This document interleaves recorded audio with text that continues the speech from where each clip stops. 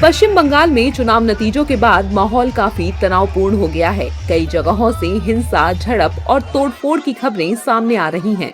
इसी को देखते हुए मुख्य चुनाव आयुक्त ज्ञानेश कुमार ने सख्त रुख अपनाया है।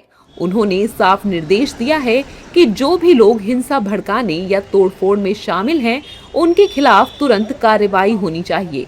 सीईसी ने राज्य के बड़े अधिकारियों जैसे मुख्य सचिव, डीजीपी, कोलकाता पुलिस कमिश्नर और केंद्रीय सशस्त्र पुलिस बलों के प्रमुख महानिदेशकों को अलर्ट रहने को कहा है।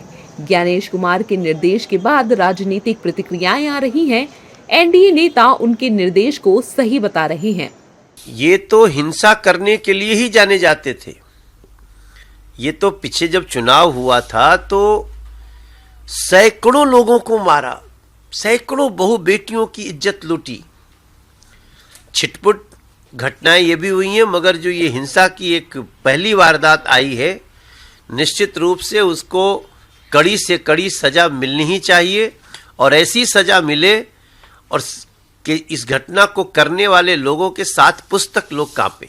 ज्ञानेश कुमार और इलेक्शन कमीशन सिर्फ अपना काम कर रहे हैं। जब पीसफुल इलेक्शंस होते हैं, जब लोग भारी मतदाता करते हैं, तो उन्होंने ठान लिया कि वो परिवर्तन चाहते हैं। आप बार बार इलेक्शन कमीशन को कहे कि वो अपना काम नहीं कर रहे हैं, तो मुझे बताइए, वीवीपैट के रैंडम चेकिंग जब होती है 25,000 जगह पे पता चलता है कि कोई भी खिलवाड़ नहीं और कोई भी मिसमैच नहीं। एसआईआर को लेके अफवाहें फैलाना कि 30 लाख लोग गायब हैं, जब सिर्फ 8 लाख जो डिलीटेड है वो उनका देहांत हुआ है या वो शिफ्ट हुए हैं या बोगस वोटर्स थे। तो जब इलेक्शन कमीशन अपना काम करते हैं और हर एक कंप्लेंट को कॉग्निसेंस में लेते हैं, तो क्यों ये अफवाहें फैला रहे हैं? जबकि विपक्षी नेता चुनाव आयोग पर हमलावर हैं और कह रहे हैं कि ये विपक्ष की आवाज को दबाने की साजिश है। सबके अंदर भय बढ़ाने के लिए ये भी जानबूझकर ज्ञानेश कुमार की कंपनी ने किया। अपलोड तो उनका काम था, ये भी उन्होंने किया। तो जो किया ये सही नहीं है, जो किया ये ठीक नहीं है।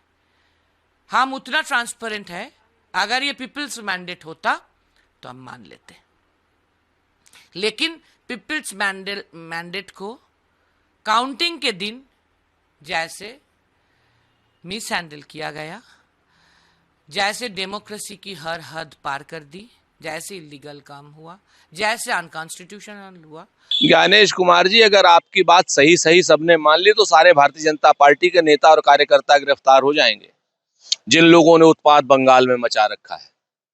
अगर आप में हिम्मत है और भारतीय जनता पार्टी की हैसियत है तो करा करके दिखाए अपने उन सारे कार्यकर्ताओं को गिरफ्तार जो वहां पर पब्लिक को परेशान कर रहे हैं, जो प्रतिपक्षी पार्टियों के ऑफिसों के सामने जाकर के पेशाब कर रहे हैं, जो प्रतिपक्षी पार्टियों के ऑफिसेस को कब्जा कर रहे हैं, जो लगातार बुलडोजर चलाने की धमकी दे रहे हैं, जो लगातार महिलाओं से गाली गलौज कर रहे हैं, जो वहां पर खूनी रंजिश खेल रहे हैं, जो भारतीय जनता पार्टी के कार्यकर्ता अपने झंडे लेकर के जिस तरीके से प्रतिपक्षियों को आतंकित कर रहे हैं, अगर उनको सही तरीके से गिरफ्तार कर लिया जाए तो भारतीय जनता पार्टी पूरी बंगाल की खाली हो जाएगी। अब इसमें भी कोई शक की बात है, जिस तरह से ज्ञानेश कुमार ने चुनाव आयोग का मजाक बनाकर रख दिया, बेशर्मी की पराकाष्ठा पार कर दिया।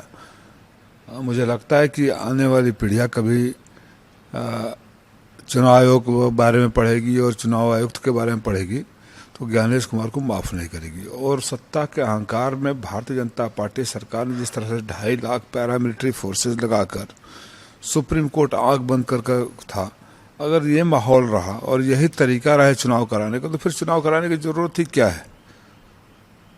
ये तो डकैती है, लोकतंत्र में डकैती है ये। बंगाल में 4 मई को रिजल्ट के बाद से हिंसा शुरू हो गई थी। पिछले 24 घंटों के दौरान 4 लोगों की हत्या हो चुकी है। इसमें बीजेपी और टीएमसी के 2 कार्यकर्ता शामिल हैं। कोलकाता के न्यू मार्केट में मंगलवार रात भीड़ ने टीएमसी के पार्टी ऑफिस को बुलडोजर से गिरा दिया। उपद्रवियों ने आसपास की दुकानों को भी नुकसान पहुंचाया।